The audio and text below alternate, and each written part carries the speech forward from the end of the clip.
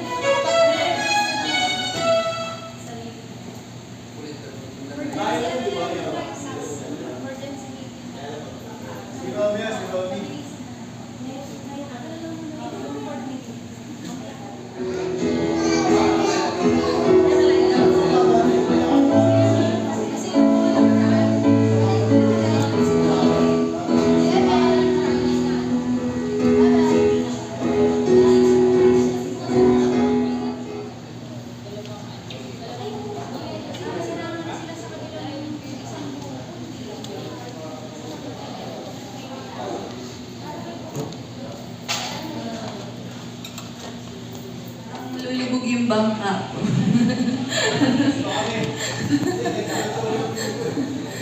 Sige po, tayo po'y magpapaumpisa na po sa ating gawain. Inaanyayahan ko po ang bawat isa na tumayo. Ihanda po natin ang ating sarili sa presensya ng ating Panginoon. Tawagan ko po ang praise and worship team para po sa opening song.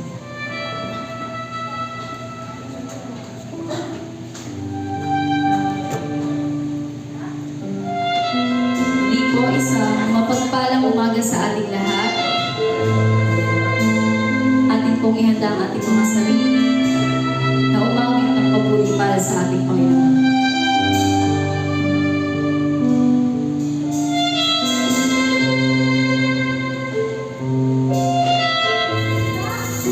At awitin ang papuri para sa ating Panginoon. Ating purihin at dakilain si Yahweh na ating Ama.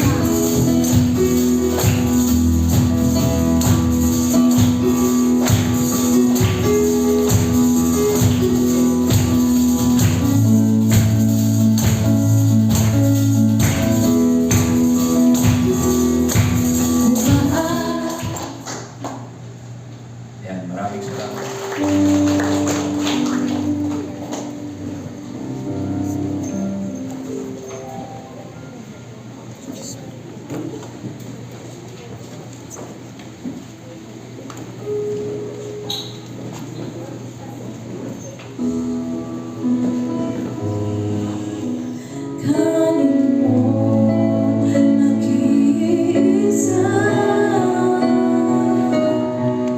Yan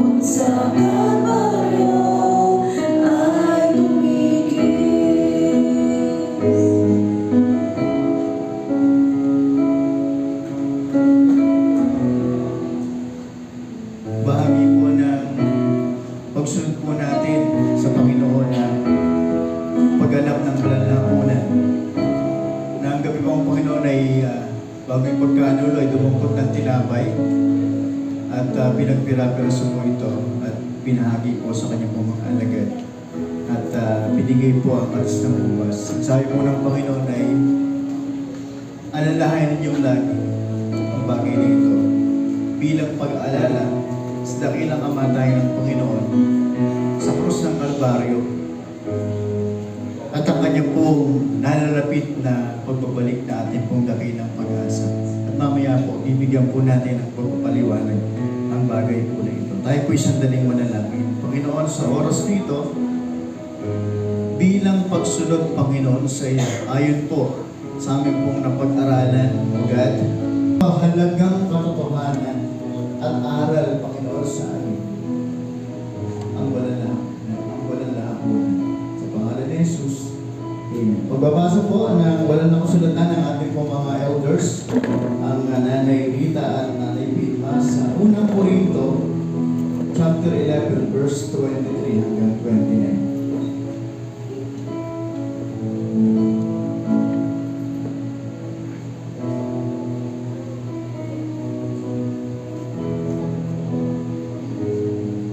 Ito ang aral na tinanggap ko sa Panginoon at ibinibigay ko naman sa inyo. Ang Panginoon Jesus, noong gabing siya pinagkanulo ay dumungkot ng tinapay, nagpasalamat at pinagpinagpiraso ito.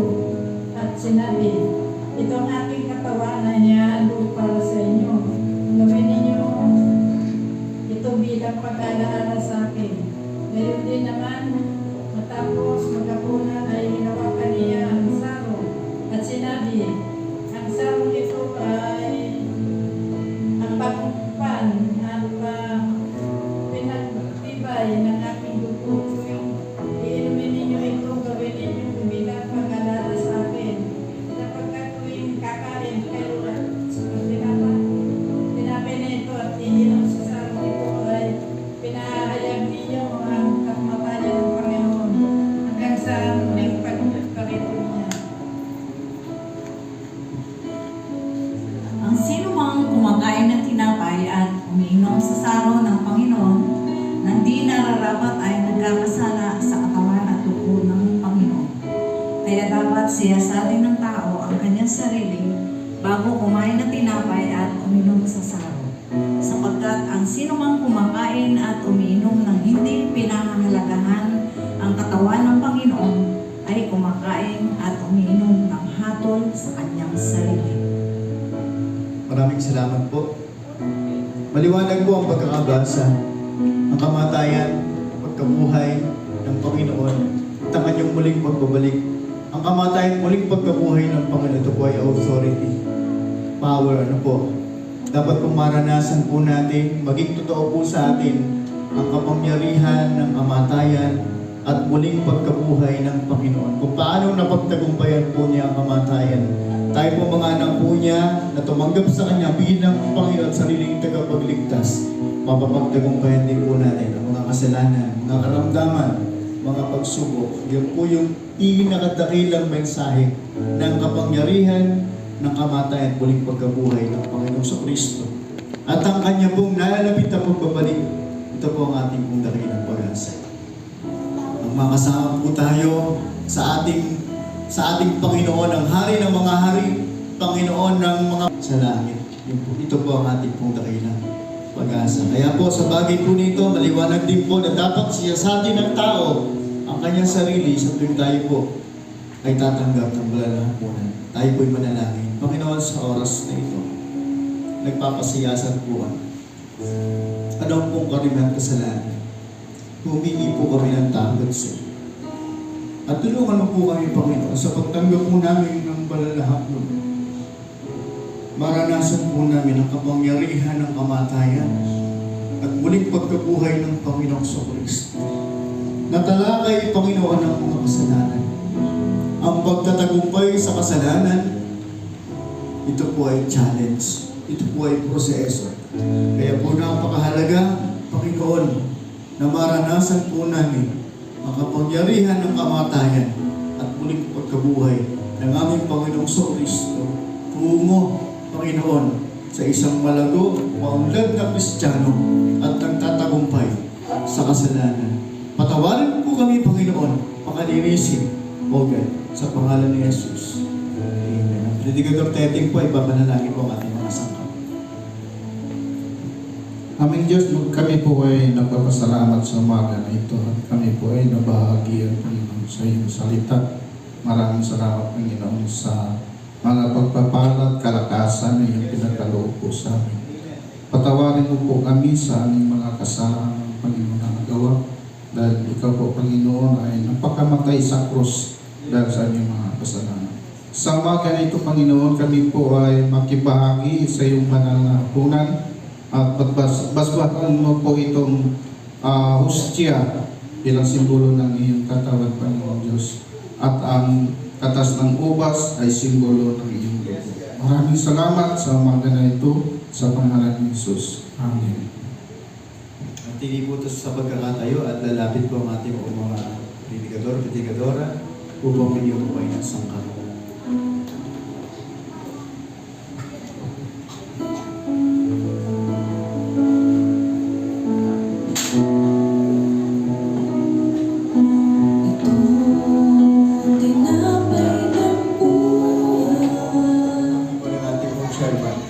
Sa Sunday po, second Sunday po ng May ay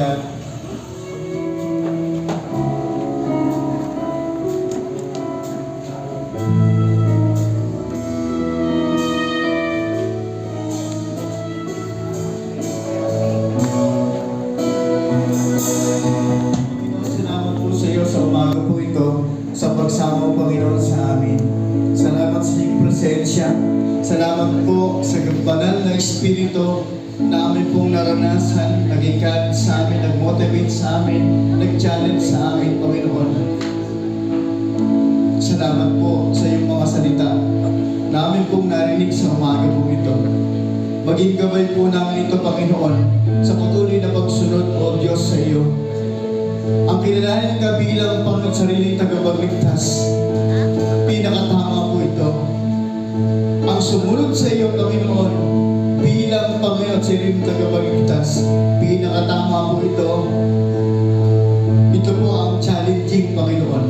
Kaya nga po, sa araw-araw ng aming mga buhay, tulungan po kaming laging sumunod, Panginoon, sa iyo. Tulungan po kaming laging ikaw po ang aming pong piliin, Panginoon. Hindi po ang kagustuhan po ng aming pong mga sarili. Ang aking panalangin, Panginoon, ingatan po ang buong isang linggong lalakaran ng buhay ng mga kapatid ko. Samahan mo sila, tulungan mo sila, bigyan mo sila ng kagalakan na nanggagaling, Panginoon, sa iyo.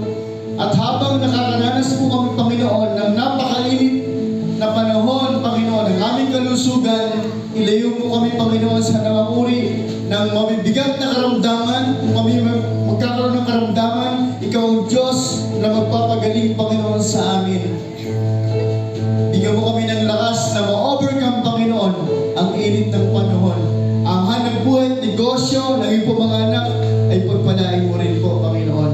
Kung meron po kaming kasama dito, O Diyos, na yung anak na meron karamdaman, Lord, sa pangalan ni Jesus, maranasan mo, kapatid, ang kagalingan na nanggagaling sa Panginoon. At sa darating po na linggo, sa pagdiriwang po ng aming pong mga mahal na nanay, O Diyos, itakaw mo kami, Panginoon, sa darating na linggo, taglay ang buhay, kalakasan, pagpapalat, biyaya na nanggagaling, Panginoon, sa iyo.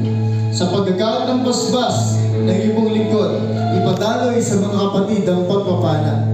Mga kapatid ko, pagpalain niya kayo ng Panginoon. Ingatan kayo't mahabag sa inyo. Ilingap ng Diyos ang kanyang mukha sa inyo at magkaroon kayo ng kapayapaan mula ngayon magpakailan-kailan pa man. Sa pangalan ng Ama, ng Anak at ng Espiritu Santo. Amen. Amen.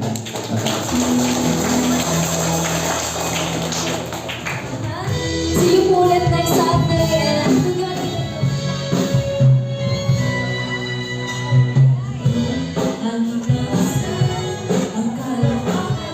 Yung mga katamban natin dito sa at tapos na ang aming church. Dito ko sa Sunday School, dito na ako magpapaalam at sa oras na 10:59 na ng mag-11 na. sa percha na May 3, 2026. At yun, at abang na lang sa next vlog, next upload. Just always keep safe, God bless, and then bye-bye. Matthew 21 verse 22, pray, believe, receive. At Luke 18 verse 1, always pray and never give up. Yung sa Luke 18 verse 1, always pray and never give up. Lagi kang magdasal, huwag kalimutan magdasal. At kahit ano man unos o pagsubok sa buhay, wag natin susukuan, laban lang. So ayun, at bye-bye. Happy Sunday po.